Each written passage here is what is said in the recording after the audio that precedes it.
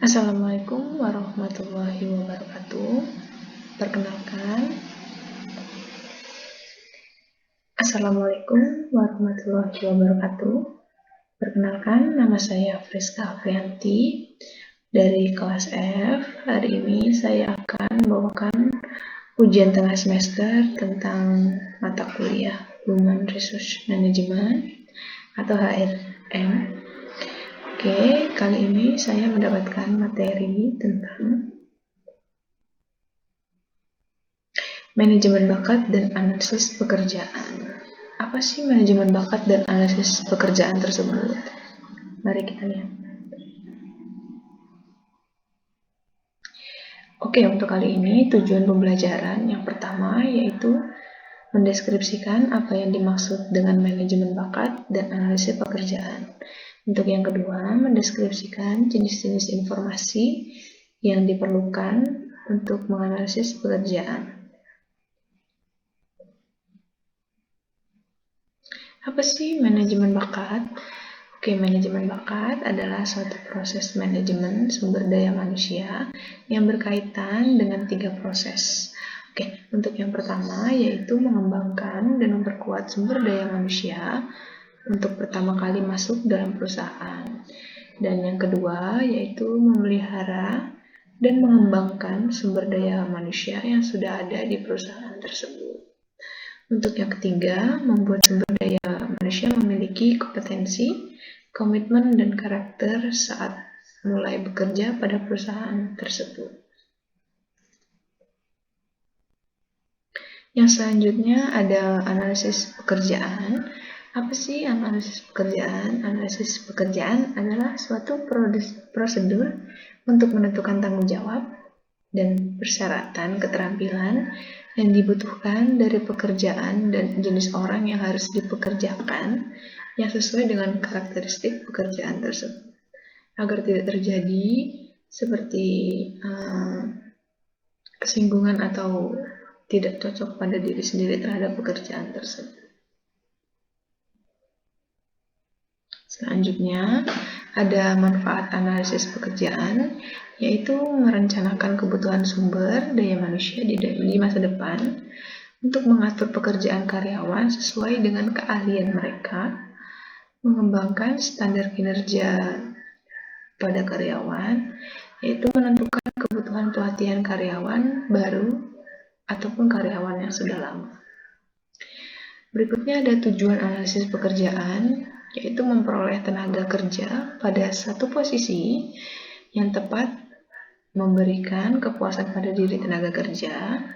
Yang ketiga ada menciptakan iklim dan kondisi kerja yang kondusif. Berikutnya ada tahap analisis pekerjaan, yaitu menentukan tugas pokok, kegiatan, atau kewajiban yang akan dilakukan dalam pekerjaan tersebut. Yang kedua, ada mengetahui pengetahuan, skill, dan beberapa karakteristik fisik dan mental yang dibutuhkan untuk pekerjaan tersebut. Selanjutnya, ada informasi yang diperlukan dalam melakukan analisis. Oke, yang pertama ada aktivitas kerja, di mana orang tersebut mengumpulkan informasi mengenai aktivitas pekerjaan tersebut yang sebenarnya, seperti membersihkan, menjual, mengajar, atau melukis. Yang kedua ada konteks pekerjaan. Konteks pekerjaan merupakan informasi tentang hal-hal seperti kondisi fisik pekerjaan, jadwal pekerjaan, konteks organisasi sosial, misalnya siapa sih karyawan yang bisa berinteraksi dengan karyawan lainnya, itu juga termasuk dalam konteks pekerjaan. Selanjutnya ada standar kerja. Pengusaha juga mungkin menginginkan informasi mengenai standar prestasi dari para pekerjanya atau para karyawannya. Misalnya dalam konteks level atau mutu untuk setiap kewajiban pekerjaannya. Yang keempat ada mesin, perangkat, peralatan, dan bantuan. Apa sih itu sebenarnya? Kategori ini termasuk informasi mengenai perangkat yang digunakan atau bahan-bahan dalam proses menganalisis untuk menciptakan pegawai atau karyawan yang bermutu. Oke, yang kelima ada perilaku manusia. Perilaku manusia juga dapat mengumpulkan informasi mengenai perilaku-perilaku seperti merasakan, berkomunikasi, memutuskan, dan menulis. Yang keenam ada persyaratan manusia. Apa sih persyaratan manusia? Yaitu informasi mengenai persyaratan manusia untuk pekerjaan itu sendiri, seperti pengetahuan atau keterampilan yang berhubungan dengan pekerjaan. Misalnya seperti pendidikan, pelatihan, atau pengalaman kerja.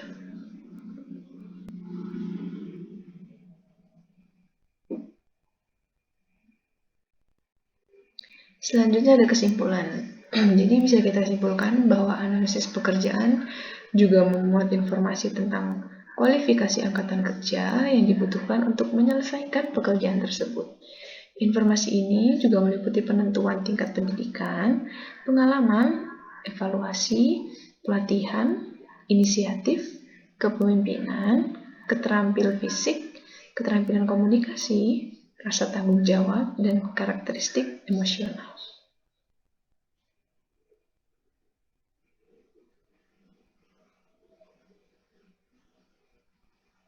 Oke, terima kasih semuanya sudah melihat presentasi saya pada hari ini. Saya ucapkan terima kasih dan see you.